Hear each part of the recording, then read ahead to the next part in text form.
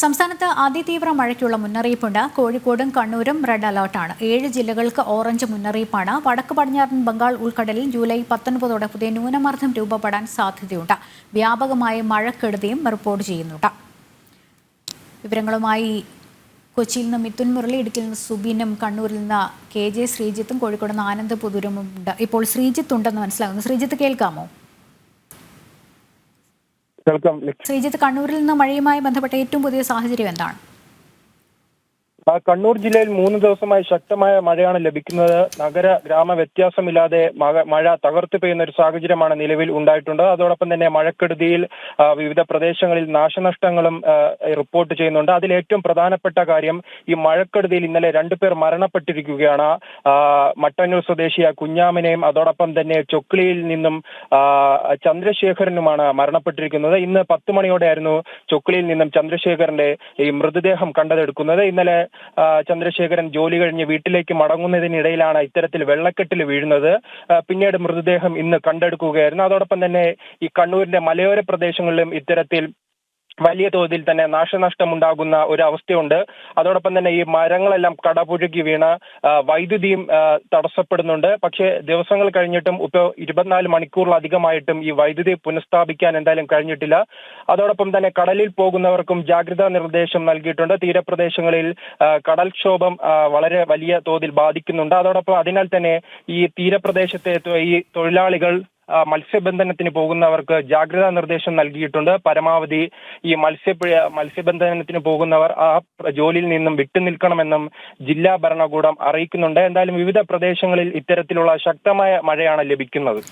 ശരി, ശ്രീജിത്താണ് കണ്ണൂരിൽ നിന്ന് വിവരങ്ങൾ നൽകിയത്. ഇപ്പോൾ കൊച്ചിയിൽ നിന്ന് മിഥുൻ മുരളി ചേരുന്നുണ്ട്. മിഥുൻ, നമ്മൾ രാവിലെ തന്നെ പറഞ്ഞിരുന്നു ആലുവ ശിവക്ഷേത്രം വെള്ളത്തിൽ മുങ്ങി. ഈ വർഷം ആദ്യമായിട്ടാണ് ശിവക്ഷേത്രം മുങ്ങിയത്. ശിവഭഗവാൻ സ്വയം ആറാടുന്നു എന്നുള്ളൊരു വിശ്വാസം. പക്ഷേ ജില്ലയിൽ പലയിടങ്ങളിലും മഴക്കെടുതികൾ ഉണ്ടല്ലോ. ഒപ്പം തന്നെ മഴയുടെ മുന്നറിയിപ്പും ഉണ്ട്. ഏറ്റവും പുതിയ സാഹചര്യം എന്താണ് ജില്ലയിൽ? ലക്ഷ്മി, ഇന്നലെ മുതൽ തന്നെ ശക്തമായ മഴ ജില്ലയിൽ അനുഭവപ്പെടുന്നുണ്ട്. ഇന്നലെ പകൽ നിർത്താതെ ഇടപെട്ട് പെയ്ത മഴയായിരുന്നെങ്കിൽ രാത്രിക്ക് ശേഷം അത് നിർത്താതെ പെയ്യുന്ന മഴയായി. ഒപ്പം തന്നെ ആലുവ പെരിയാർ തീരത്ത് കരകവിഞ്ഞ് ആലുവ ശിവക്ഷേത്രത്തിനും പരിസരങ്ങളിലുമെല്ലാം വെള്ളം ഉയർന്ന സാഹചര്യവും ഉണ്ടായിട്ടുണ്ട്. ശക്തമായ കാറ്റും ജില്ലയുടെ വിവിധ ഭാഗങ്ങളിൽ നാശം വിതച്ചിട്ടുണ്ട്. ഞാൻ നിൽക്കുന്നത് കൊച്ചി നഗരമധ്യത്തിലുള്ള ഏലൂർ ബോസ്കോ കോളനിയിലാണ്. രാവിലെ ഇവിടെ ശക്തമായി പെരിയാർ നദി കരകവിഞ്ഞ് കോളനിയിലെ പ്രദേശത്തേക്ക് വീടുകളിലേക്ക് വെള്ളം കയറിയിട്ടുണ്ട്. ഏകദേശം 90 കുടുംബങ്ങളാണ് ഇവിടെ താമസിക്കുന്നത്. ഇവിടെ നിന്നും ആളുകളെ മാറ്റിപ്പാർപ്പിക്കുന്നതിനുള്ള നടപടിക്രമങ്ങളുമായി മുന്നോട്ട് പോകുകയാണ് ബന്ധപ്പെട്ട അധികാരികൾ. ഒരു ദുരിതാശ്വാസ ക്യാമ്പാണ് ഇവിടെ തുറന്നിരിക്കുന്നത്. 20 വീടുകളിലാണ് ഇപ്പോൾ വെള്ളം കയറിയിരിക്കുന്നത്. വീടുകൾക്കുള്ളിലേക്ക് വെള്ളം കയറിയിട്ടുണ്ട്. 90 കുടുംബങ്ങൾ ഇവിടെ താമസിക്കുന്നുണ്ട്. ഒരു കുടുംബത്തെ ക്യാമ്പിലേക്ക് മാറ്റിയിട്ടുണ്ടെന്നാണ് നിലവിൽ മനസ്സിലാക്കാൻ കഴിഞ്ഞിരിക്കുന്നത്. നടപടികളൊക്കെ എവിടം വരെ എത്തി ആളുകളെ മാറ്റിപ്പാർപ്പിക്കുന്നതിനുള്ള ഇവിടുന്ന്? ഒരു കുടുംബം നിലവിൽ കുറ്റിക്കാട്ടിലെ ഗവൺമെന്റ് UP സ്കൂളിലുണ്ട്. അത് കൂടാണ്ടുള്ളത് എല്ലാവരും റെഡി ആയിരിക്കുകയാണ്. ഇവരിനി എത്രയും പെട്ടെന്ന് അങ്ങോട്ട് മാറ്റാനുള്ള സംവിധാനമാണ് ഇപ്പോൾ നഗരസഭ ചെയ്തുകൊണ്ടിരിക്കുന്നത്. ഒരു ക്യാമ്പ് മാത്രമേ തുറന്നിട്ടുള്ളൂ? ഒരു ക്യാമ്പ് മാത്രമേ ഉള്ളൂ.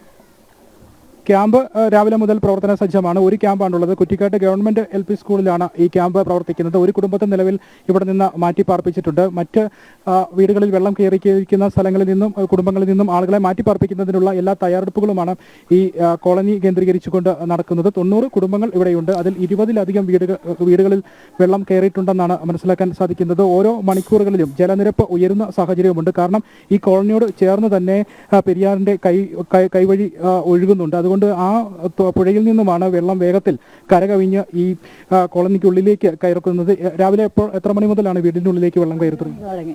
5 മണി 6 മണിയൊക്കെ 5 മണിക്ക് കയറി. അല്ലാണ്ട് ഇപ്പം ഞങ്ങൾ കുറച്ച് വെള്ളം കയറുള്ളൂ എന്ന് വിചാരിച്ചത്. നോക്കിയപ്പോൾ വീടെടുത്ത് അപ്പുറത്തുനിന്ന് ഇപ്പുറത്തൊന്നും വെള്ളം കയറി. പിന്നെ എല്ലായിടത്തും വെള്ളം വീട്ടിലോട്ട് വരുവാണ്. വീട് ഞങ്ങളുടെ അപ്പുറത്താണ്, കുഴി കിടക്കുകയാണ്. എല്ലായിടത്തും വെള്ളം വീട്ടിലോട്ട് വന്ന് കൂടും. അടുത്ത ആൾക്കാർ പെര ഉണ്ടാക്കിയിട്ട് ആ നികത്തണ്ടേ, അത് ശരിയാക്കിയിട്ടില്ല. അതിൻ്റെ വെള്ളവും വീഴും. എല്ലായിടത്തുനിന്നും വെള്ളം വരുന്നത് ഞങ്ങളുടെ വീട്ടിലോട്ടാണ്. ക്യാമ്പിലേക്ക് മാറാൻ തയ്യാറെടുത്ത് നിൽക്കുവാണല്ലേ? പോണം. എത്ര കുടുംബങ്ങളാണ് വീട്ടിലുള്ള? ഞാനും എൻ്റെ മോനും മാത്രമേ ഉള്ളൂ. കെട്ടിയ മരിച്ചുപോയി. സാധന സാമഗ്രികൾക്കൊക്കെ എന്തെങ്കിലുമൊക്കെ കേടുപാടുണ്ടോ ഇപ്പൊ തന്നെ? ഇപ്പൊ തന്നെ എന്ന് പറഞ്ഞാൽ ഇല്ല, അതൊക്കെ പെരക്കത്തിട്ട് പൂട്ടിയേക്കണം. എവിടെ കൊണ്ടുവെക്കാന്? കുറച്ച് സാധനങ്ങൾ ഇവരിക്കടെ വീട്ടിൽ കൊണ്ടുവന്ന് വെച്ച് TV കൊണ്ട് വീണ ആ ചെറുക്കൻ കൊണ്ടുവന്ന് ഇതിലെ കൂടി ചെപ്പ് കയറി വീണ് TV മേളിൽ കിടന്ന് അത് പൊക്കി വെച്ചതാണ്. ആരും ഉണ്ടായില്ല പൊക്കിയ സഹായിക്കാൻ. സ്ഥിരമായി വെള്ളപ്പൊക്കം ഉണ്ടാകുന്ന സ്ഥലമല്ലേ? 6-7 തവണ മാറി താമസിക്കേണ്ടി വരുന്നു എന്ന് പറയുന്നുണ്ട്. പറയുന്നുണ്ട്. എല്ലാ കൊല്ലവും വരും. എല്ലാ കൊല്ലം ഞങ്ങൾക്ക് ഇടപാട് ഇതാണ്. എല്ലായിടത്തും ഒരു ചെറിയ പൊക്കമുള്ള വീട് കിട്ടിയായിരുന്നെങ്കിൽ പോവാം, അല്ലെങ്കിൽ അത് എന്തെങ്കിലും ചെയ്യണം. ഈ കോളനിയോട് അടുത്ത് തന്നെ ആണ് പെരിയാറിന്റെ കൈവഴി ഒഴുകുന്നത്. അപ്പോൾ ഇവിടെ നിന്നും വെള്ളം കോളനിക്കുള്ളിലേക്ക് കയറുന്നതാണ് ഈ വളരെ വേഗത്തിൽ കയറുന്നതിനുമുള്ള കാരണം ഉണ്ടാകുന്നത്. അതുകൊണ്ട് അത് സ്ഥിരം ഉണ്ടാകുന്ന ഒരു കാര്യവുമാണ്. നടപടികളൊക്കെ എവിടം വരെയായി? ആളുകളൊക്കെ മാറ്റി സുരക്ഷിതരാണല്ലോ? ഇപ്പം എല്ലാവരും കുറ്റിക്കാരുടെ ഗവൺമെൻറ് യു പി സ്കൂളിലേക്ക് നമ്മൾ ക്യാമ്പ് തുടങ്ങിയിട്ടുണ്ട്. ഇവിടെ നിന്നുള്ള ആൾക്കാരൊക്കെ അങ്ങോട്ട് മാറ്റി താമസിപ്പിച്ചിട്ടുണ്ട്. അപ്പോൾ അപ്പുറത്തുള്ള ഭാഗങ്ങളും ആൾക്കാർ ബന്ധു വീട്ടിലേക്കാണ് പോയേക്കണത്. ഈ ഭാഗത്തുള്ള ആൾക്കാരെ ഗവൺമെൻറ് യു പി സ്കൂളിലേക്ക് താമസിപ്പിച്ചിട്ടുണ്ട്. അപ്പോൾ അതിന് വെള്ളം ഇനി അധികം ഉയരില്ല എന്നാണ് ഇറിഗേഷൻ വകുപ്പ് പറയണത്. വലിയ പ്രശ്നങ്ങൾ ഉണ്ടാവില്ല എന്നുള്ള. ഇപ്പോൾ ഇത് തന്നെ നിൽക്കുന്നതാണ്. കടലിലെ വെള്ളം വറ്റിക്കഴിഞ്ഞാൽ മിക്കവാറും വറ്റാൻ സാധ്യതയുണ്ടെന്നും പറയണം.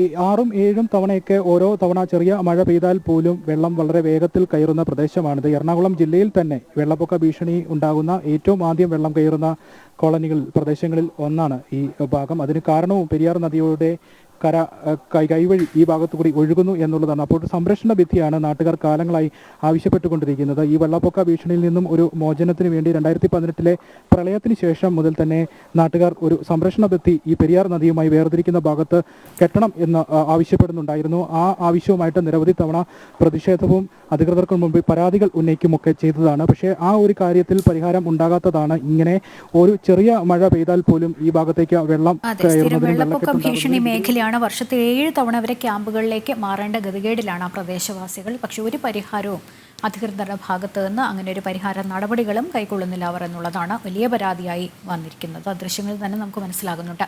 മിഥുനാണ് വിവരങ്ങൾ നൽകിക്കൊണ്ടിരുന്നത്. ഇപ്പോൾ സുബിൻ ചേരുന്നുണ്ട്. സുബിൻ, ഇടുക്കിയിലെ ഏറ്റവും പുതിയ മഴ സാഹചര്യം എന്താണ്? ഇടുക്കിയിൽ വിവിധ മേഖലകൾ കേന്ദ്രീകരിച്ച് ശക്തമായി മഴ തുടരുന്ന ഒരു സാഹചര്യം തന്നെയാണുള്ളത്. പ്രധാനമായും മൂന്നാർ മേഖല കേന്ദ്രീകരിച്ചാണ് നിലവിൽ ശക്തമായ മഴ പെയ്തുകൊണ്ടിരിക്കുന്നത്. അതുകൊണ്ട് തന്നെ ആ മേഖല കേന്ദ്രീകരിച്ച് ശക്തമായ ഒരു ആശങ്കയും ഉടലെടുക്കുന്ന ഒരു സാഹചര്യമുണ്ട്. പ്രധാനമായും ഈ ഉരുൾപൊട്ടൽ അതുപോലെ തന്നെ മണ്ണിടിച്ചിൽ സാധ്യത കൂടുതലുള്ള ഒരു മേഖലയാണ് മൂന്നാർ. പ്രധാനമായും നമ്മൾ കഴിഞ്ഞ തവണ നോക്കുകയാണെന്നുണ്ടെങ്കിൽ ഈ ശാന്തൻപാറ മേഖല കേന്ദ്രീകരിച്ചാണ് വലിയ രീതിയിലുള്ള ഉരുൾപൊട്ടലും മറ്റ് മണ്ണിടിച്ചിലും ഒക്കെ ഉണ്ടാകുന്ന സാഹചര്യം ഉണ്ടായത്. മുൻ വർഷങ്ങളിലും സമാനമായി ഏറ്റവും കൂടുതൽ മണ്ണിടിച്ചിലും ഉരുൾപൊട്ടലും ഉണ്ടായി വലിയ രീതിയിൽ ആളുകൾക്ക് ജീവഹാനി ഉണ്ടാകുന്ന തരത്തിൽ മണ്ണിടിച്ചിൽ ഉണ്ടായ ഒരു പ്രദേശമാണ് മൂന്നാർ. നമുക്കറിയാം പെട്ടിമുടി ഉൾപ്പെടെയുള്ള പ്രദേശങ്ങൾ. ആ മേഖലകൾ കേന്ദ്രീകരിച്ചാണ് നിലവിൽ ഇപ്പോൾ ശക്തമായ മഴ പെയ്തുകൊണ്ടിരിക്കുന്നത്. അതുകൊണ്ട് തന്നെ ഈ മൂന്നാർ മേഖല കേന്ദ്രീകരിച്ച് ശക്തമായ മുന്നറിയിപ്പും നിലനിൽക്കുന്നുണ്ട്. ആളുകൾ കൂടുതൽ ജാഗ്രത പുലർത്തണമെന്നുള്ള മുന്നറിയിപ്പ് നിലനിൽക്കുന്നുണ്ട്. നിലവിൽ ഇപ്പോൾ ഗ്യാപ്പ് റോഡിലാണ് കൂടുതൽ മണ്ണിടിച്ചിൽ ഉണ്ടായിക്കൊണ്ടിരിക്കുന്നത്. ഇന്ന് രാവിലെ മുതലാണ് ഈ ഗ്യാപ്പ് റോഡിൽ ശക്തമായ മണ്ണിടിച്ചിൽ വിവിധ മേഖലകൾ കേന്ദ്രീകരിച്ച് ഉണ്ടായത്. ഇതേ തുടർന്ന് ഈ ഗ്യാപ്പ് റോഡിലൂടെയുള്ള ഗതാഗതത്തിന് ആദ്യഘട്ടത്തിൽ ഭാഗികമായ നിയന്ത്രണം ഏർപ്പെടുത്തിയിരുന്നു. നിലവിൽ ഇപ്പോൾ ജില്ലാ ഭരണകൂടം ഇടപെട്ടുകൊണ്ട് തന്നെ ഈ ഗ്യാപ്പ് റോഡിലുള്ള ഗതാഗതം അത് പൂർണ്ണമായും നിരോധിച്ചിരിക്കുകയാണ്. പ്രധാനമായും ഈ ചെങ്കുത്തായ മലയാണ് ഈ ഗ്യാപ്പ് റോഡിലുള്ളത്. അതുകൊണ്ട് തന്നെ വലിയ രീതിയിലുള്ള മണ്ണിടിച്ചിൽ ഈ മേഖല കേന്ദ്രീകരിച്ച് ഉണ്ടാവാനുള്ള ഒരു സാധ്യതയുണ്ട്. നിലവിൽ ഇപ്പോൾ ചെറു മണ്ണിടിച്ചിൽ ഉണ്ടാവുകയും റോഡിൽ ഗതാഗതം പൂർണ്ണമായും സ്തംഭിക്കുകയും ചെയ്തിരുന്നു. അതിനുശേഷം അഗ്നിശമന സേന ഉൾപ്പെടെയുള്ള അധികൃതർ എത്തിയാണ് നിലവിൽ ഇപ്പോൾ ഈ മേഖലയിൽ റോഡിൽ നിന്നുള്ള മണ്ണെല്ലാം നീക്കം ചെയ്തുകൊണ്ടുള്ള മറ്റു ഗതാഗത ക്രമീകരണങ്ങൾ എല്ലാം തന്നെ ഏർപ്പെടുത്തിയിട്ടുള്ളത്. ഇന്ന് രാവിലെ മുതൽ തന്നെ ഇടവിട്ടുള്ള ശക്തമായ മഴയെ തുടർന്ന് വലിയ രീതിയിലുള്ള നാശനഷ്ടങ്ങൾ ഇടുക്കി ജില്ലയിൽ ഉണ്ടായിട്ടുണ്ട്. പ്രധാനമായും മണ്ണ് വീഴ്ച അതുപോലെ തന്നെ മണ്ണിടിച്ചിൽ വലിയ പാറകഷ്ണങ്ങൾ റോഡിലേക്ക് അടർന്നു വീണുള്ള അത്തരത്തിലുള്ള വലിയ നാശനഷ്ടങ്ങളാണ് പ്രധാനമായും ഉണ്ടായിട്ടുള്ളത്. പ്രധാനമായും ഈ മാട്ടുപ്പെട്ടി റോഡിൽ മണ്ണിടിഞ്ഞ് ഏറെ നേരം ഗതാഗതം തടസ്സപ്പെടുന്ന ഒരു സാഹചര്യം ഉണ്ടായിരുന്നു. കൂടാതെ രാജാക്കാട് മയിലാടുംപാറ റൂട്ടിൽ വിവിധയിടങ്ങളിലാണ് വൻമരങ്ങൾ കടപുഴകി വീണത്. ശക്തമായ കാറ്റായിരുന്നു ഈ മേഖലയിൽ ഉണ്ടായിരുന്നത്. വൻമരങ്ങൾ കടപുഴകി വീഴുകയും ഇത്തരത്തിൽ വൈദ്യുതി ലൈനിലേക്ക് വീണ് ഈ മേഖലയിൽ ആകെ ഈ വൈദ്യുതിയുടെ വിതരണം തടസ്സപ്പെടുന്ന ഒരു സാഹചര്യമാണുള്ളത്. കൂടാതെ ഈ കൊട്ടാരക്കര ദിണ്ടുക്കൽ ദേശീയപാതയിൽ മത്തായിക്കൊക്കെ ഭാഗത്ത് റോഡിന് ഇടിഞ്ഞു താഴ്ന്ന ഒരു സാഹചര്യമുണ്ടായി. ഈ മേഖല കേന്ദ്രീകരിച്ച് വലിയ വെള്ളക്കെട്ട് രൂപപ്പെട്ടിരുന്നു. ഈ വെള്ളക്കെട്ട് രൂപപ്പെടുകയും ഇതേ തുടർന്ന് റോഡിന്റെ സംരക്ഷണ ഭിത്തി ഇടിഞ്ഞു പോവുകയുമായിരുന്നു. നിലവിൽ ഇപ്പോൾ ഈ പാതയിലൂടെയുള്ള വലിയ വാഹനങ്ങളുടെ ഗതാഗതം നിയന്ത്രിച്ചിട്ടുണ്ട്. ചെറുവാഹനങ്ങൾ മാത്രമാണ് ഈ റോഡിലൂടെ കടത്തിവിടുന്നത്. മറ്റു വാഹനങ്ങൾ മറ്റു വിവിധ റോഡുകളിലൂടെയാണ്, അതായത് വലിയ വാഹനങ്ങൾ മറ്റു വലിയ റോഡുകളിലൂടെയാണ് കടത്തിവിട്ടുകൊണ്ടിരിക്കുന്നത്. കൂടാതെ ഈ കട്ടപ്പന കുട്ടിക്കാനം ദേശീയപാതയിൽ ആലടി ഭാഗത്ത് ഈ ഒരു റോഡ് നിർമ്മാണ വെള്ളത്തിലിരുന്ന റോഡ് തകരുന്ന ഒരു സാഹചര്യം ഉണ്ടായിരുന്നു. ഇതേ തുടർന്ന് ഈ പാതയിലും ഗതാഗതം പൂർണ്ണമായും നിയന്ത്രിച്ചിട്ടുണ്ട്. ഈ മേഖലയിലുള്ള വാഹനങ്ങളും തിരിച്ചുവിടുന്ന ഒരു സാഹചര്യമാണുള്ളത്. ഒരു തരത്തിലും ഈ മേഖലയിലുള്ള വാഹനങ്ങൾ കടത്തിവിടരുത് എന്നുള്ള നിർദ്ദേശമാണ് ജില്ലാ ഭരണകൂടം നൽകിയിട്ടുള്ളത്. കൂടാതെ ജില്ലയിലെ ഡാമുകളെ സംബന്ധിച്ച് ഡാമുകളെല്ലാം തന്നെ നിറഞ്ഞു കവിയുന്ന ഒരു സാഹചര്യമാണ് നിലവിലുള്ളത്. അതായത് നിലവിൽ ഇപ്പോൾ മലങ്കര ഡാം അതുപോലെ തന്നെ കല്ലാർകുട്ടി ഡാമിലെ ഷട്ടറുകൾ പൂർണ്ണമായും തുറന്നിരിക്കുന്ന ഒരു സാഹചര്യമാണുള്ളത്. എല്ലാ ഷട്ടറുകളും തുറന്ന് വെള്ളം പുറത്തേക്ക് ഒഴുക്കുന്ന 2 ഡാമുകളാണ് ഇടുക്കി ജില്ലയിലുള്ളത്. അത് മലങ്കര ഡാമും അതുപോലെ തന്നെ കല്ലാർകുട്ടി ഡാമുമാണ്. ഈ ഒരു സാഹചര്യത്തിൽ മലങ്കര ഡാമിന്റെ തീരപ്രദേശങ്ങളുള്ളത്, അതായത് മൂവാറ്റുപുഴ അതുപോലെ തന്നെ തൊടുപുഴ ആറുകളാണ് ഇതിന്റെ തീരപ്രദേശങ്ങളായി വരുന്നത്. ആ തീരപ്രദേശങ്ങളിലുള്ള ആളുകൾക്ക് കടുത്ത ജാഗ്രതാ നിർദ്ദേശമാണ് നിലവിൽ നൽകിയിട്ടുള്ളത്. അതായത് ഏത് നിമിഷവും ഈ ഷട്ടറുകൾ കൂടുതൽ ഉയർത്തേണ്ടതായുള്ള ഒരു സാഹചര്യം ഉണ്ടാകും. അതായത് ഇന്നലെയും ഇന്നുമായി ശക്തമായ മഴ ഈ ഡാമിന്റെ വൃഷ്ടി പ്രദേശങ്ങളിൽ പെയ്തിട്ടുണ്ട്. അതുകൊണ്ട് തന്നെ ഡാമുകളിലേക്കുള്ള നീരൊഴുക്ക് വർദ്ധിച്ചിട്ടുണ്ട്. ഈ ഒരു സാഹചര്യത്തിൽ ഈ ഒരു ഡാമുകളിൽ നിന്നുള്ള വെള്ളം പുറത്തേക്ക് ഒഴുക്കാനുള്ള സാധ്യത കൂടുതലാണ്. അതുകൊണ്ട് തന്നെ ഈ ഡാമുകളുടെ തീരപ്രദേശങ്ങളിൽ താമസിക്കുന്നവർ അതീവ ജാഗ്രത പുലർത്തണമെന്നൊരു നിർദ്ദേശം നിലവിൽ നൽകിയിട്ടുണ്ട്. കൂടാതെ ഇപ്പോഴും രാത്രികാല യാത്രാ നിരോധനം നിലനിൽക്കുന്നു. അതായത് ഹൈറേഞ്ച് മേഖലയിലേക്ക് എത്തുമ്പോൾ കൂടുതൽ രാത്രികാല യാത്രകൾ നിയന്ത്രണം ഏർപ്പെടുത്തണം, അല്ലെങ്കിൽ നിയന്ത്രണം വേണമെന്ന നിർദ്ദേശമാണ് ജില്ലാ ഭരണകൂടം മുമ്പോട്ട് വെച്ചിട്ടുള്ളത്. രാവിലെ 7 മണി മുതൽ രാവിലെ 6 മണി വരെയാണ് ഈ ഒരു യാത്രാ നിയന്ത്രണം ഏർപ്പെടുത്തിയിട്ടുള്ളത്. സുബിനാണ് വിവരങ്ങൾ നൽകിയത്. കോഴിക്കോട് നിന്ന് ആനന്ദ് പുതൂർ കൂടി ചേരുന്നുണ്ട്. ആനന്ദ്, അവിടെയും വ്യാപക നാശനഷ്ടമാണല്ലോ. കാരണം ഈ കാറ്റിലും മഴയിലും ഒക്കെ വൈദ്യുതി പോസ്റ്റുകളൊക്കെ വീഴുന്നു. മാത്രമല്ല ഈ താമരശ്ശേരി കുറ്റ്യാടി ചുരത്തൊക്കെ മരം വീണ് ഗതാഗതം തടസ്സപ്പെടുന്നു. അത് പക്ഷേ പുനഃസ്ഥാപിച്ചെന്ന് അറിയാൻ സാധിക്കുന്നു. കോഴിക്കോട് ജില്ലയിൽ നിന്ന് ഏറ്റവും പുതിയ മഴയുമായി ബന്ധപ്പെട്ട വിവരങ്ങൾ എന്താണ്? ലക്ഷ്മി, കോഴിക്കോട് മാത്രമല്ല മലബാറിലൊട്ടാകെ പരക്കെ നാശനഷ്ടം തന്നെയാണ് കഴിഞ്ഞ 24 മണിക്കൂറിടെ ഉണ്ടായിട്ടുള്ള ശക്തമായിട്ടുള്ള മഴയിൽ സംഭവിച്ചിരിക്കുന്നത്. ഈ മലബാറിലെ വിവിധ ജില്ലകളിൽ നിന്നായി 4 മരണങ്ങളാണ് ഇത്തരത്തിൽ റിപ്പോർട്ട് ചെയ്തത്. പാലക്കാട് നേരത്തെ നമ്മൾ വാർത്ത കൊടുത്തതുപോലെ തന്നെ ഒരു അമ്മയും മകനും ഒരു വീട് ഇടിഞ്ഞുകളുമായി ബന്ധപ്പെട്ട് മരിച്ചിരുന്നു. സുലോചന, രഞ്ജിത്ത് എന്ന് പറയുന്ന 2 പേരാണ്. വടക്കഞ്ചേരി സ്വദേശികളായിട്ടുള്ളതാണ്. വീടിന്റെ ചുമരിടിഞ്ഞു വീണുകൊണ്ട് മരിക്കുകയായിരുന്നു.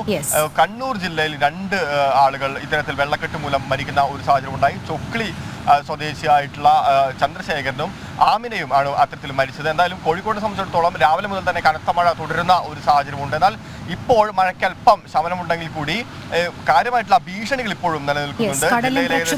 ദൃശ്യങ്ങളിൽ നിന്ന് മനസ്സിലാകുന്നുണ്ട്.